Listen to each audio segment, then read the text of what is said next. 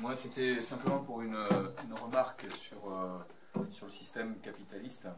Je pense qu'effectivement, on peut peut-être considérer, si on prend une analogie électrique, on peut considérer un condensateur. Si on alimente un condensateur toujours le même sens, à un moment donné, il se charge, le courant ne passe plus. Mais si on met du courant alternatif, il continue à passer. Et moi, je pense que le système économique capitaliste doit être vu au niveau mondial. Et la façon de faire perdurer un système qui charge, c'est de faire passer du courant alternatif. C'est-à-dire de faire varier les hauts et les bas géographiquement et dans le temps, et faire toujours des différences de potentiel, de façon à ce que... Et c'est pour ça qu'ils ont mondialisé l'économie. C'est justement pour pouvoir déplacer le profit, finalement, dans des lieux différents, en attendant que, finalement, la situation se récupère suffisamment pour pouvoir exploiter à des endroits différents les différentes parties. Et ça peut durer longtemps. Ça peut durer longtemps. Alors, effectivement, que vu du point de vue de l'Europe, si on reste sur un lieu géographique donné, évidemment, on va voir des moments où ça va se calmer, des moments où ça va s'aggraver, etc. Mais pour eux, c'est-à-dire pour la plutocratie mondiale, justement, le fait d'être mondial, ça leur permet de changer de centre d'exploitation et d'attendre finalement. Ils laissent des zones en jachère, et puis ils en exploitent d'autres, etc. Ils tournent comme ça, et tout va bien pour eux. Globalement, pour la petite partie qui n'est pas attachée, et là on en vient à la notion de territorialité, il y a peut-être une frange de riches qui est finalement aussi attachée à la territorialité, mais la couche supérieure, elle se balade autour du monde. Voilà. Ça, c'était du point de vue, je dirais, de la possibilité de penser des plans B, finalement. L'autre aspect que j'ai pensé, et que je vais demander à Willem, c'est de savoir si lui, il s'est un petit peu intéressé au Front National chez nous, et quelle image il a du Front National vu de son pays. Je crois qu'il faut prendre en compte toutes les fonctions de la monnaie unique. Il y a premièrement, on pourrait dire, l'optimisation de la pratique, la mise en œuvre du néolibéralisme, de la recherche, de l'optimisation de la recherche du profit et au prix de pouvoir, au prix naturellement de l'austérité, traduire, de construire une austérité, de faire exister une austérité, par exemple. Mais voilà, c'est une fonction essentielle, on souffre de cette austérité. Il y en a une autre, qui est inséparable à mon avis, c'est que la monnaie unique, elle a aussi comme vertu pour les oligarques, elle a aussi comme vertu de faire croire qu'il n'y a qu'un peuple, européen. Et c'est un ciment quelque part. Ça prend mal d'ailleurs. Ça prend mal. Mais ça existe. Ça existe et c'est pas prêt d'être abandonné pour cette raison-là, précisément. Et la question qui vient naturellement est la riposte ou le combat à mener. Comment le positiver? Comment le positiver avec des contres? Nous sommes contre l'Europe, nous sommes contre l'Union européenne, nous sommes contre la monnaie unique, nous sommes contre.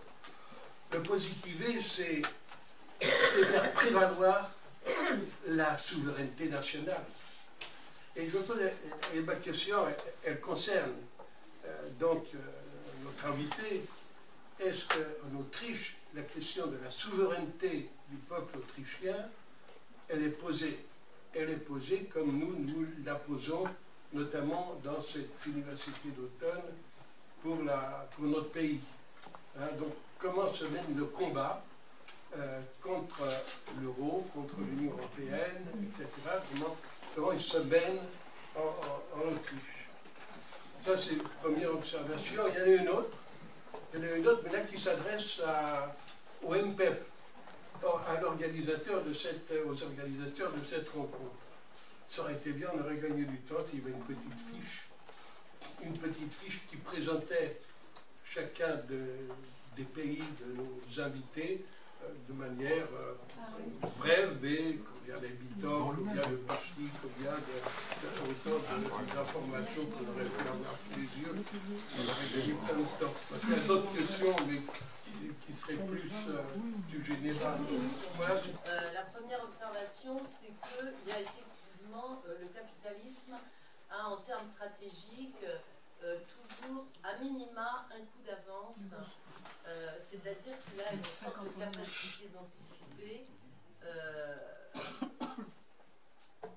en particulier en matière économique, c'est-à-dire de défense de son taux de profit. Donc, il y a aujourd'hui certains qui pensent, dans le milieu capitaliste, effectivement, que l'euro et la zone euro vont bientôt se casser la figure, en tout cas qu'ils ne remplissent pas toutes les promesses, ou alors qu'ils ont déjà rempli les promesses qui étaient attendues. Et il y a, du côté des forces politiques d'opposition, enfin à gauche, toute une série d'économistes qui considèrent que de toute façon l'euro est déjà mort et qu'il suffit d'attendre qu'il tombe et que là on sera débarrassé de cette monnaie. Tout ça, ce sont évidemment des hypothèses, mais surtout ce qui me chiffonne, ce qui me dérange, c'est que nous laissons sans arrêt, nous les forces anticapitalistes, pro-sortie de l'Union européenne, pro-sortie de l'euro, nous laissons là la main, toujours au même, à ceux qui vont définir ce que sera la situation dans le cas de la sortie de l'euro décidée par le capital.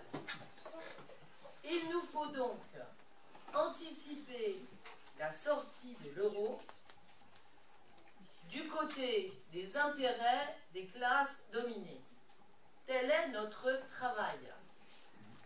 Et nous qui essayons de commencer, enfin, qui avons commencé en France, à travers le FF notamment, qui avons commencé ce travail, nous devrions maintenant le mener avec les camarades grecs, avec les camarades espagnols, avec les camarades italiens, avec les camarades autrichiens et d'autres, sur la base de notre accord de départ, qui est la sortie de l'euro et la sortie de l'Union européenne et la reconquête de la souveraineté nationale. À partir de cette base-là, nous aurions, non pas pour répondre à Jean-Claude, notamment, nous ne sommes pas les contre aujourd'hui, nous sommes les pour. Et nous sommes du côté à la fois de la libération et de la liberté. Pourquoi? Hier, de nombreux camarades qui étaient à la tribune ont dit, et notamment les camarades grecs et italiens, que leur pays était occupé par la Troïka, qu'il était sous occupation et qu'il fallait organiser la résistance pour la libération de leur pays et de leur peuple. Alors ça peut paraître excessif à certains quand ils regardent les choses à la télévision ou qu'ils la lisent dans les journaux. Quand on entend les camarades expliquer la réalité de la situation, on est déjà un peu plus convaincu que c'est vrai et que peut-être ça va nous arriver demain. Donc, ma question est, si nous ne sommes pas capables de faire ce travail d'anticipation sur la sortie de l'Union européenne et la sortie de l'euro, avec les camarades d'autres pays de l'Union européenne en accord, eh bien, nous n'allons pas gagner. Ce qui veut dire que le travail au niveau des organisations de chaque pays, évidemment, est indispensable pour comprendre notamment les rapports de force que tu expliques, hein, Willem, avec les différentes parties en place, mais nous avons à montrer, à lever des obstacles. Certains de ces obstacles, c'est effectivement de lier, de faire croire, en fait, que nos adversaires veulent faire croire que nation et nationalisme sont les mêmes choses.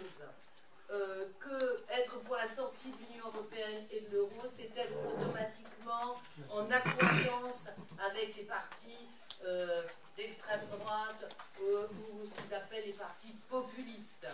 Et notre façon de travailler ensemble démontrera que nous ne sommes pas contre les autres peuples de l'Union européenne, mais nous sommes avec. Et que c'est ensemble qu'on peut définir un certain nombre, non seulement d'objectifs, mais je dirais même à terme de stratégies communes. C'est ça l'internationalisme, plutôt que la flûte.